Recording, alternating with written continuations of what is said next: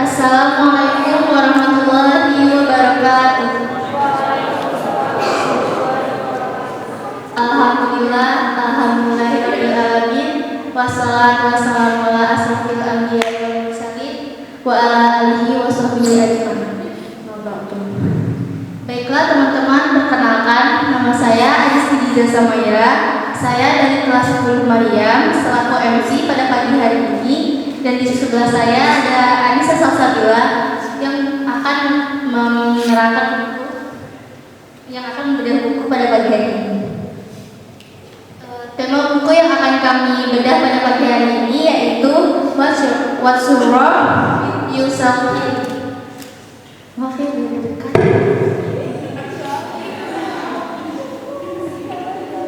Buku ini menceritakan sebuah buku motivasi yang banyak permasalahan diri, yang sering menceritakan banyak permasalahan, mulai dari kita membentuk sebuah pola pikir.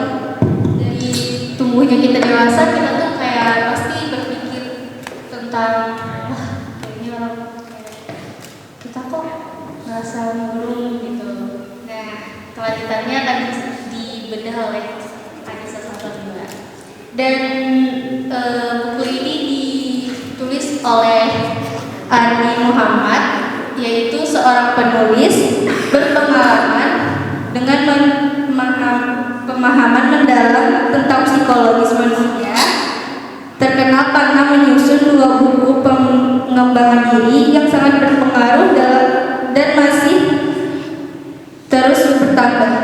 Senang dalam berdayakan dan membantu individu untuk mengubah kehidupan mereka melalui bimbingan yang berwawasan luas dan praktis. Untuk tahu kelanjutannya, mari kita serahkan kepada Anissa Salsabila. Persilakan. Oke.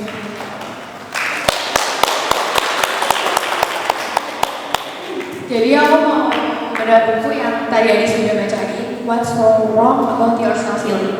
Jadi ini tuh Ardi Muhammad, terus penerbitnya ini Alfi Art Publishing. Terus tahun terbitnya itu Oktober 2021. Jumlah halamannya itu 276 halaman.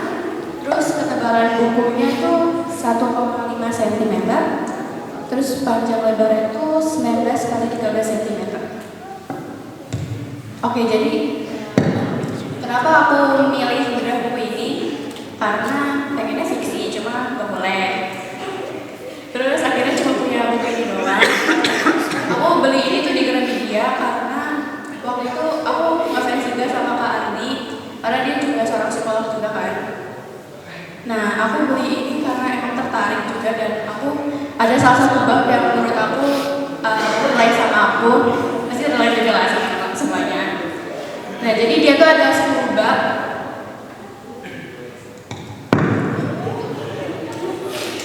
Jadi dia tuh ada 10 bab gitu. Nah, yang aku bahas itu di bab 1 dan di bab 7. Di bab 1 itu tentang keluarga, yaitu dimana keluarga aku gak pernah paham untuk posisi aku, gak pernah ngedukung gitu yang ada di aku, gak pernah support lah gitu.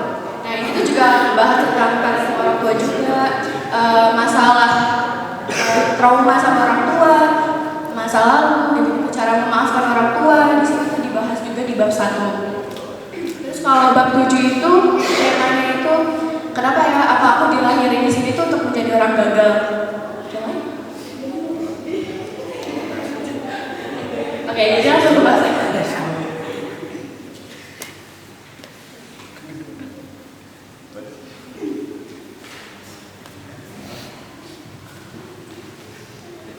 Jadi ini kan tema keluarga, apalagi yang dibahas di utamanya adalah orang tua. Jadi mungkin satu-satu juga tahu lah, paham jadi orang tua itu kan gak mudah kan, susah banget gitu. Jadi kadang tuh ada orang tua yang kesulitan, tapi tuh mereka udah usaha gitu buat mendidik kita kan. Nah, jadi mungkin mereka tuh kurang teknisnya atau kurang memahami caranya. Cuma kan mereka udah berusaha gitu kan. Nah, di sini aku mau jelasin tipe-tipe para pemaaf. Jadi itu yang pertama ada autoritatif Jadi di mana orang tua itu selalu mendukung support anak, jadi selalu support anaknya, tapi dia juga memberikan support juga gitu. Nah terus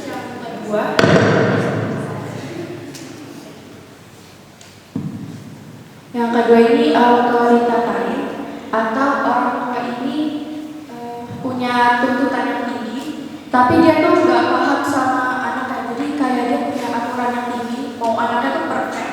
Cuma dia tuh nggak tahu kalau anaknya tuh kayak nggak bisa gitu loh. Jadi kayak secara aturan kalau tinggi, sedangkan anaknya nggak bisa.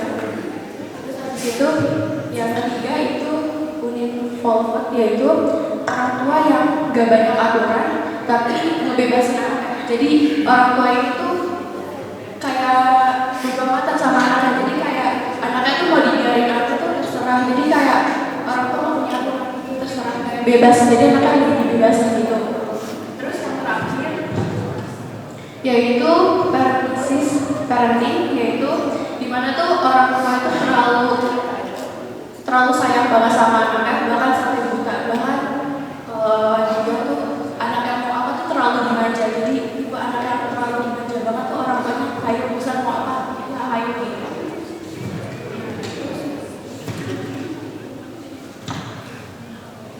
Di sini juga ngebahas tentang masa lalu atau traumanya dia sama orang tua.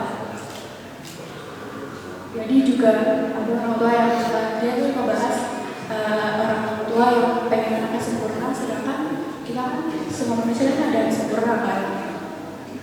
Kita sebagai anak kan juga ada yang sempurna dan juga nggak ada anak yang sempurna.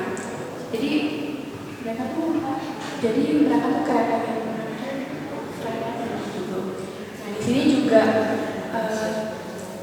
kita harus bisa di sini tuh di bab itu menjelaskan kita tuh juga harus bisa memaafkan sama orang tua. Misal kita punya trauma sama orang tua, kita juga memaafkan. Kita harus juga memaafkan kan, karena mereka tuh juga gak ada orang tua juga yang sempurna dan juga gak ada yang sempurna. Jadi kita juga harus menyayangi dan menghormati mereka.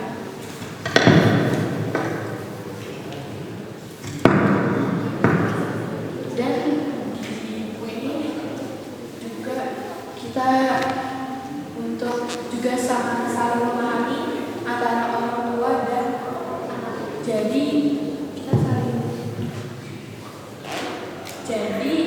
itu ternyata di balik ini tuh cara komunikasi yang paling penting antara anak dan orang tua, yaitu dengan cara saling terbuka satu sama lain. Jadi saling memahami, saling mengerti gitu. Orang tua mengerti anak juga harus mengerti orang tua gitu. Itu yang di bab 1. Terus kalau yang di bab 7 itu yang aku bilang, kenapa ya dia lagi cuma jadi orang gagal?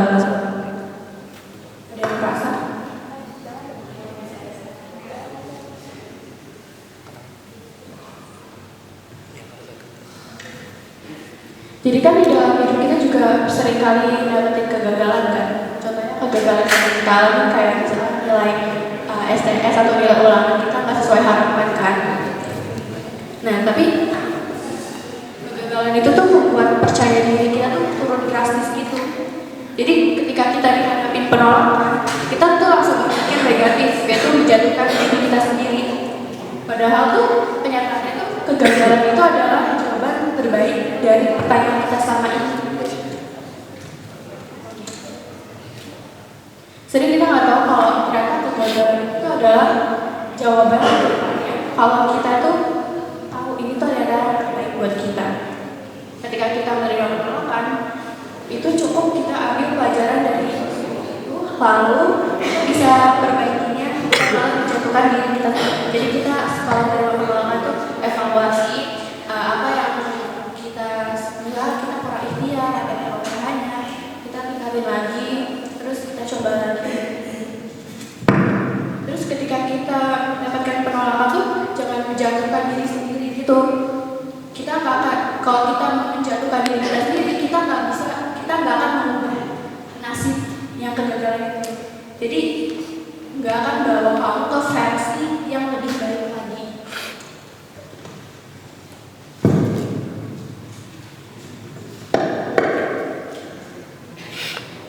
kegagalan itu membuat kita lebih kuat, mengembangkan pikiran kita, mendewasakan kita, dan kegagalan juga membuat kita lebih tangguh karena semakin terbiasa menghadapi skenario yang buruk. Dan dengan kegagalan ini, kita sadar bahwa bersandar pada diri sendiri aja nggak cukup. Kita kan juga makhluk lemah, kita butuh pertolongan kepada Allah. Dan dengan kegagalan ini kita bisa introspeksi diri, bisa evaluasi, mungkin doa dan ikhtiar kita kurang sehingga kita bisa mempersiapkan lagi yang lebih mantap.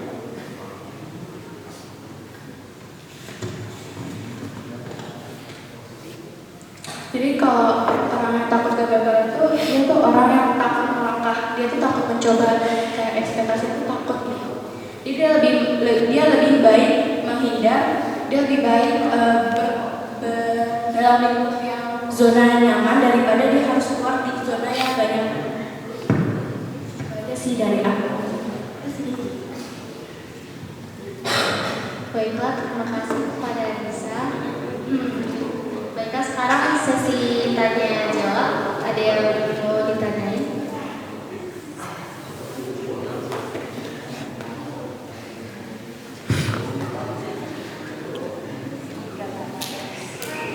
Itu kan judul bukunya tentang kisah ini ya. Nah ini tuh sebenarnya agak khawatir dari yang tadi kamu bahas sih. Tapi menurut kamu self healing itu apa sih?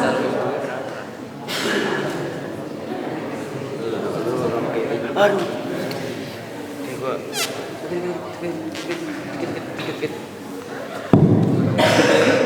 Tadi kan sebutin ada beberapa sifat orang tua ya. Kalau kayak bicara itu ada nggak misalnya antara sifat karakter itu dua-duanya langsung bersatu gitu misalnya. Kan tadi jadi ada tadi kan ada banyak tuh misalnya ada dua, ada gitu yang ada dua dalam satu orang. Ada satu orang tua yang dua parenting gitu. Oh. Oke, jadi aku akan menjawab pertanyaan dari Luneta. Ini aku mau nanya lagi. Jadi aku akan menjawab tentang Luneta. Apa itu self healing menurut aku? Self healing itu proses pertumbuhan luka batin yang bisa mengganggu kondisi mental, emosi seseorang. Itu dipengaruhi beberapa faktor gitu. Itu aja sih. Jawab pertanyaan Angkar.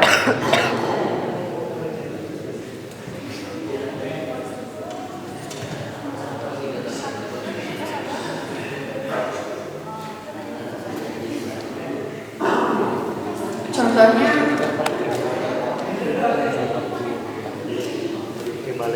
kamu coba dari Anda. Aku kasih contoh aja. Orang tua aku parentingnya itu autoritatif sama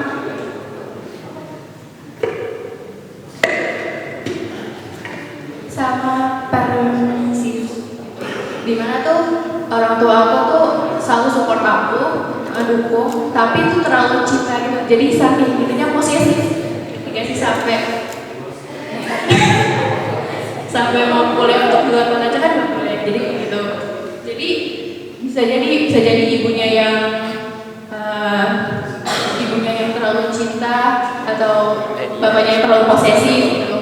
Tapi itu ibunya tuh yang selalu support gitu. Jadi bisa tergantung orang tuanya juga. Baca lebih lanjut ya.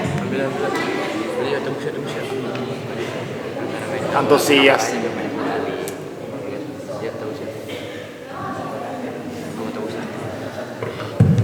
Jadi aku mau nanya ke Anissa sebagai yang misalnya sudah membaca buku itu ya.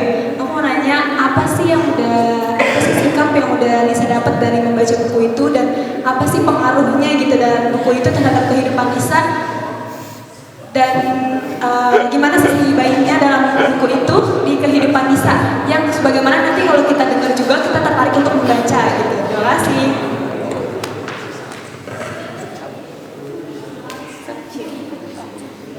Kamu udah sehat. Jadi yang aku dapat dari baca buku ini, aku jadi tahu kalau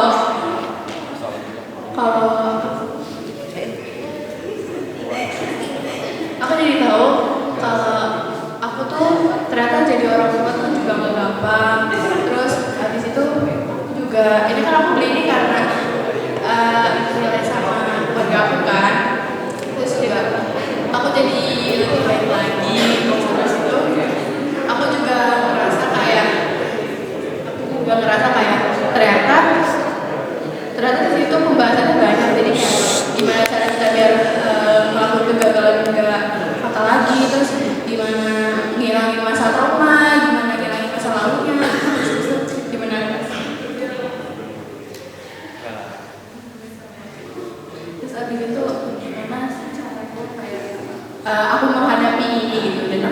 bisa memaafkan kesalahan orang tua gitu. Jadi sih yang pendapat. Baiklah, sekian dari sesi tanya jawab karena waktunya juga udah mau habis.